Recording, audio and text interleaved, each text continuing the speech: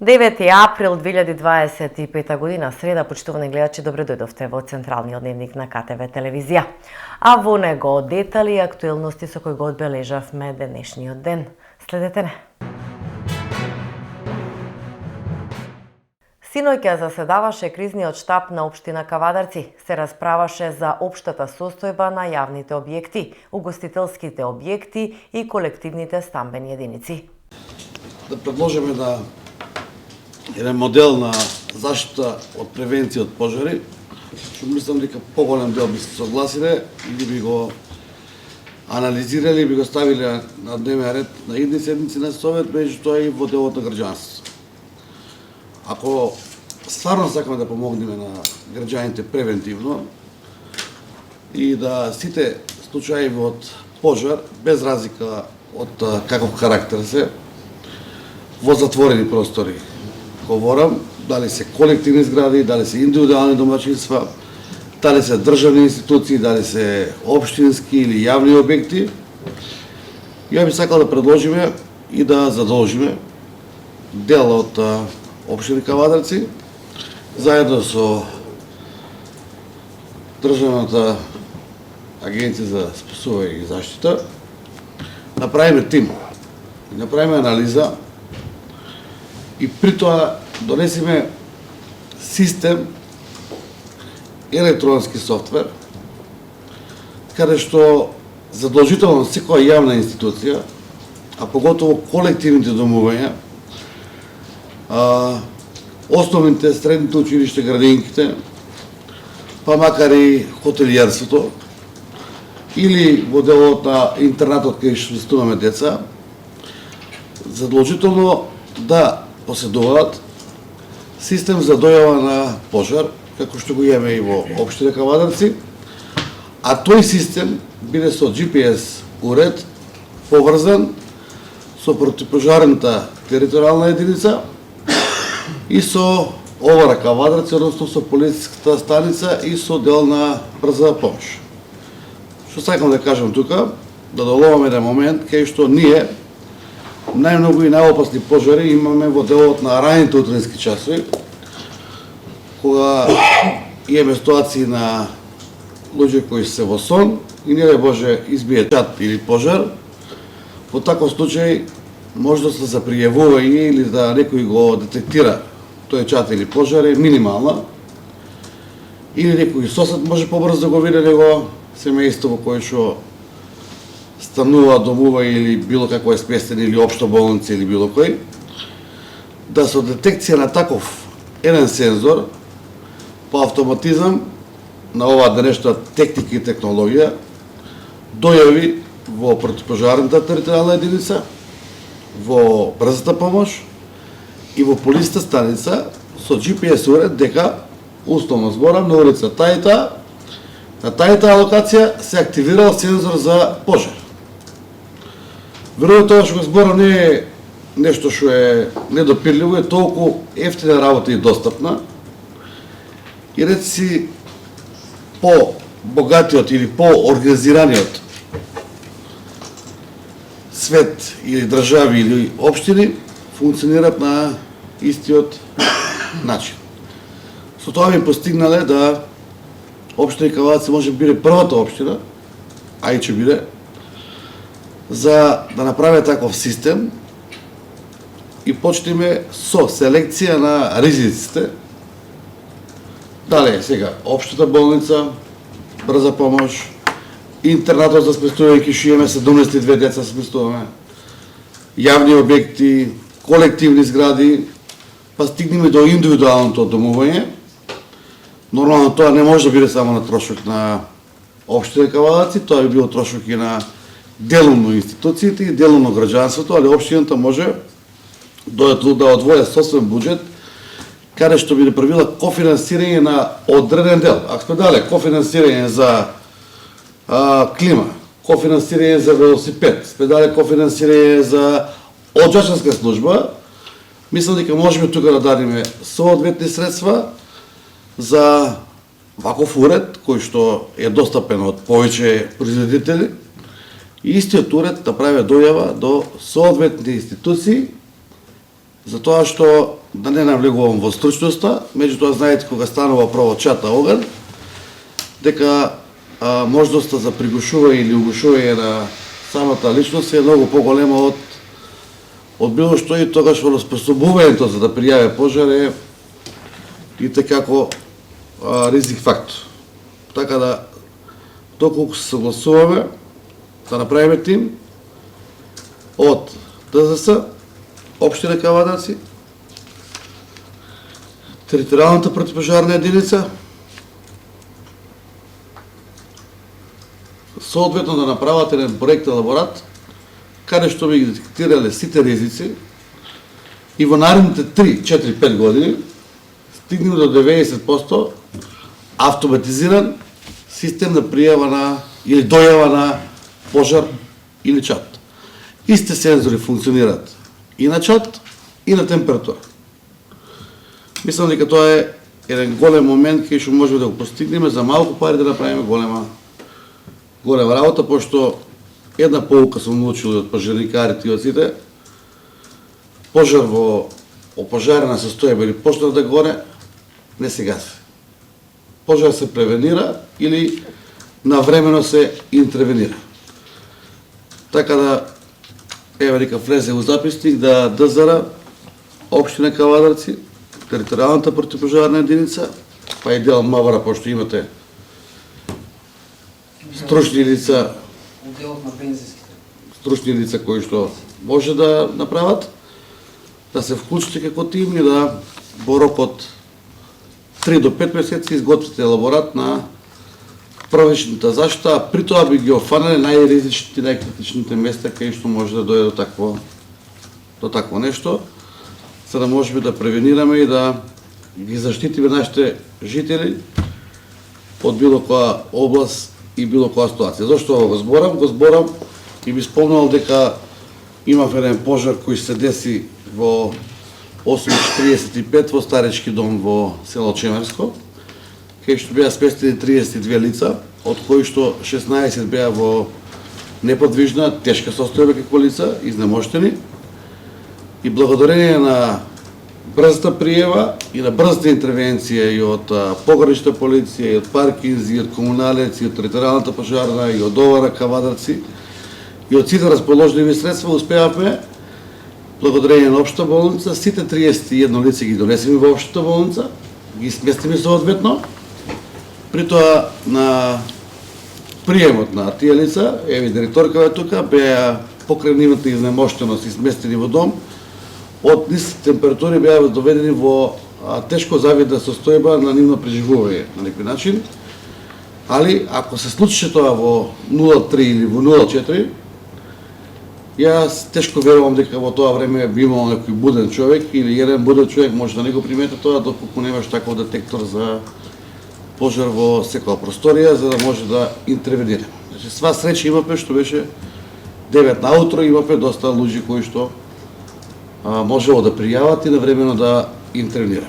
Така да од таа побуда и гледна точка и од другите случаи, што не сакам да ги спомнам, мислам дека таков систем треба да го почнеме, да го градиме и во наредните 3 или 5 години го изградиме до 90% автоматско пријавување на пожар, па нека и лажно, па нека и било какво. Мислам дека треба да работиме на тоа и да направиме економска и да направиме анализа на приоритети на поставувањето на такви системи. За тоа не значи само за човекови животи, значи да заштитиме и материјално, меѓутоа да заштитиме и инфраструктурно во делот на било која јавна институција која што располага и со доста материјали и во писмена форма и во било каква, така да мислам дека се од големо значење да тоа го сочуваме од делот на немилиот настан пожар, а пожарот е присутен сегаш околу нас, само не знаеме кога може да се случи. Јавното предпријатие Комуналец Кавадарци ги информира граѓаните на Општина Кавадарци, кои се снабдуваат со вода од водоснабдителниот систем Лукар, дека по извршените лабораториски испитувања од овластена лабораторија е утврдено дека водата е безбедна за пиење и не е потребно претходно превривање. Се врши санација на постоечкиот фекален колектор по течението на реката Луда Мара, конкретно во селото Марена, кој беше оштетен од поројните дождови во изминатиот период. Се работи со механизација, донација од фирмата Градба Промет и Јами, информираат од локалната самоуправа. Администрацијата на општина Кавадарци и Тиват подготвија предлог меморандум за збратимување, кој ќе биде потпишан откако советите на општините ќе дадат согласност за постапката.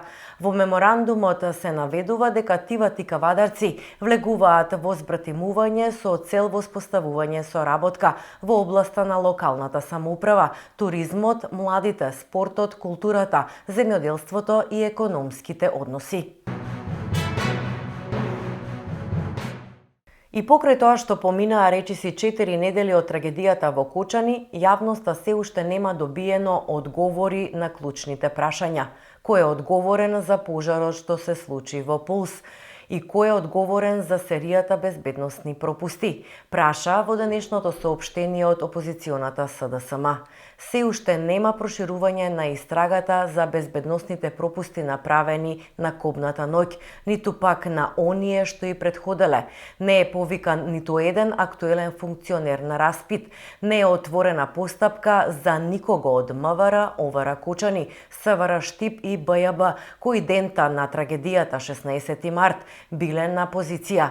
Зошто не се повикуваат оние кои биле на позиција кобната ноќ, стои во соопштението од СДСМ. Венко Филипче е човек без кредибилитет на врвот на СДС и само второ лице на Зоран Заев, обвинија на денешната пресконференција од владеачката ВМРО ДПМНЕ. Венко Филипче е човек без кредибилитет на врвот на СДС и само второ лице на Зоран Заев. Венко Филипче е избран со двојно и тројно помалку гласови од своите претходници. Венко Филипче нема ниту автентична политика. Тој е второ лице на Заев и негова продолжена рака во политиката. Венко Филипче е човек со голем број афери зад него и само таков човек му одговара на Заев да го држи зауздан и послушен. Венко Филипче не знае каде тера, тој нема мандат за ништо, ниту пак може да нуди решение за нешто. Филипче е извор на проблеми долги години наназад. Колкав проблем е Венко Филипче, доволно е да се погледне во здравството и на секој ќе му биде јасно. Наместо вистинско и реално зголемување на платите, владата ги извиси работниците, обвинија од СДСМ. Власта им фрла трошки на работниците со покачување од срамни 1800 денари, наместо зголемување на минималната плата од 500 евра, како што бараат и заслужуваат, велат социјалдемократите во денешното соопштение и додаваат. Додека граѓаните се борат со сметки и мизерни плати, тие продолжуваат да штитат интереси на богатите, оставајќи ги работниците на работна екзистенција. Власта не го почитува ниту општиот колективен договор и не ги зголемува платите во јавниот сектор за предвидените 12,5%. Најавата за зголемување од само 5% на платите за вработените во здравството е историски најмало во споредба со досегашниот раст на платите. Вкупните примања на лекарите специјалисти од 2017 до 2024 година заедно со дежурствата се зголемени меѓу 100-160% по корекцијата на коефициентите од страна на СДСМ, пишуваат од оваа партија. Основната плата на лекарите специјалисти СДСМ ја зголеми за 40%, на медицинските сестри ја зголемивме помеѓу 20 и 23%, на општите лекари за 25%. Се потпиша и спогодбата со здравствениот синдикат за ново зголемување на платите на здравствените работници, кое требаше да биде над 20%, и тоа сега веднаш, а не ДПМНЕ да прави лоша математика. Исто така, платите на наставниците требаше да бидат зголемени зголемени за 12,15%, ама во септември 2024 година. И тоа не се случи. Реалноста е понижувачка. Зголемувањето од 2,5% ги остави наставниците без заслуженото за нивниот труд. Со ова, наставниците и просветните работници се оштетени. Дополнително, најавените зголемувања од 7% се далеку од тоа што им следува и што треба да го добијат просветните работници. Ваква измама и понижување на граѓаните кои честно работат и со право бараат поголеми плати, никој никогаш не направил. Оваа влада е влада против граѓаните и работниците, против сите кои бараат подобар живот. Пари има за папаја, манго, аспарагус и приватни летови, но нема за оние кои едва и врзуваат крај со крај, констатираат од СДСМ во денешното соопштение до јавноста. Пратеникот Мециновик побара да не се носи законот за медиуми без дискусија со медиумите. Власта одби. Јас барам точката 17, а тоа е предлог на законот за изменување и дополнување на законот за медиуми во прво читање, да биде тргната од дневниот ред поради низа причини. Пред се добро е што воопшто е ставена во редовна постапка. Очекувавме дека ќе оди во скратена постапка, како што досега беше праксата за ова парламентарно мнозинство, но во комуникација со медиумски чинители сепак сметаме дека и ова е избрзување на носење на ваква битна материја, затоа што сметаме дека таа треба да ги вклучи сите општествени чинители кои се занимаваат со оваа материја, затоа што сакам да потсетам дека политичките партии, медиумите и граѓанскиот сектор, тоа се три одделни елементи во општествениот дискурс. Сега, треба да се расшири дебатата. Затоа повикуваме оваа точка да биде симната и пред неа да претходи обширна и инклузивна јавна расправа во која ќе бидат вклучени тие релевантни фактори на оваа материја. Сметаме дека во ова законско решение има некои опасности кои може да се појават. Сметаме дека да, апсолутно е потребна регулација на оваа материја, затоа што генерално овие луѓе се оставени без никаква законска заштита, но сакам да потсетам дека секогаш кога собранијата пробувале да го регулираат интернетот, тоа е, не знам како да ви кажам, тоа е ловење на воздух, затоа што ако има малициозни намери и ако има ресурси за тоа да се направи, на интернетот многу пати може да се заобиколат регулациите и всушност што се прави со се во ова, се фаворизираат веќе постоечките медиумски магнати и тие кои имаат ресурси да играат околу законите, додека искрените портали кои се со помал број на вработени, кои работат во специализирани теми, како например спортските портали, автомобилските портали, религиски портали, тоа се портали за кои не е потребен толкав тим или таква инфраструктура како што се предлага во овој закон. И сметаме дека постои тешка фаворизација на веќе воспоставените медиумски магнати, просто речено, во ова предлог решение. Затоа повикувам да биде тргната, затоа што сметам дека се додека политичката каста пробува без комуникација со медиумските представници да го регулира овој простор, многу лесно тоа може да западне во авторитарно однесување, кое потоа ќе го гледаме преку негативни последици кои се одразуваат врз севкупниот демократски амбиент во Република Македонија и во ослободувањето на мислата и подкрепувањето на транспарентноста во дискурсот во општеството.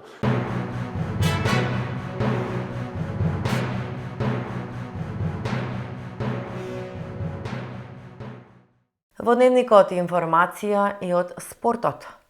Што се случува со младите генерации на Тиквеш Голден Игл? Во машката младинска кошарка видлива е стагнација, а кај девојчињата пробаскет доминира во М18 и М16 генерациите. Станува мощно и интересно во кошаркарското првенство за млади категории и во машка и во женска конкуренција. Во прволигашкото оролоџо по 5 кола во категоријата М18, младинците на Тиквеш Голден Игл имаат скоро 2 победи и 3 порази, а лидер е Вардар со максимални 5 победи. Во М16 конкуренција во втората лига група 2, Тиквеш има катастрофален скор од 8 порази по 8 одиграни кола. Во иста конкуренција Спортисимо го дели второто место со скор од 5 победи и 3 порази. Во оролоджото за М14 во групата 5 по 3 одиграни кола, Тиквеш има 3 порази, а Спортисимо 1 победа и 2 порази. Во најмладата М12 категорија во петата група по 10 кола, Тиквеш има скоро 6 победи и 4 порази, а Спортисимо има 7 победи и 3 порази. Во женска конкуренција, генерацијата М18 на Про Баскет по 7 кола имаат скоро 6 победи и 1 пораз. Во последното коло на домашен терен играат со Патриот и со победа ќе го освојат првото место на истокот. Дури и да загубат, но со помала разлика од 19 кошеви, нашите девојчиња ќе бидат први. Во М16 конкуренција, во западната конференција, на врвот се екипите на Про Баскет и Спорт Тим од Неготино, со идентичен скор од 8 победи и 1 пораз. Во следното коло, во директна пресметка која ќе се случи во Неготино, двете екипи ќе одлучат за првото место на табелата. Во првиот меѓусебен дуел, кавадарчанки славеа убедлива победа од 84-39. Во категоријата М14 на западот, Спортисимо по 12 кола има 12 порази, и во најмалата М12 категорија на истокот, Спорт Тим од Неготино по 9 кола има само 1 победа и 8 порази.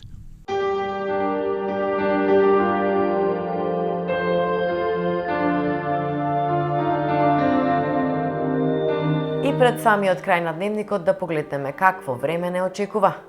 Променливо облачно со сончеви периоди. Попладне и во вечерните часови ќе има локален дожд, а на планините повремен снег. Ќе дува умерен, а во источните делови вдолж поврдарието засилен ветер од северозападен правец, температура од -7 до 15 степени. Ово беа темите и настаните со кои го одбележавме и денешниот ден. Веќе за утрешниот следете на повторно во 20, 22 и 30 часот, а до тогаш останете со програмата на КТВ телевизија.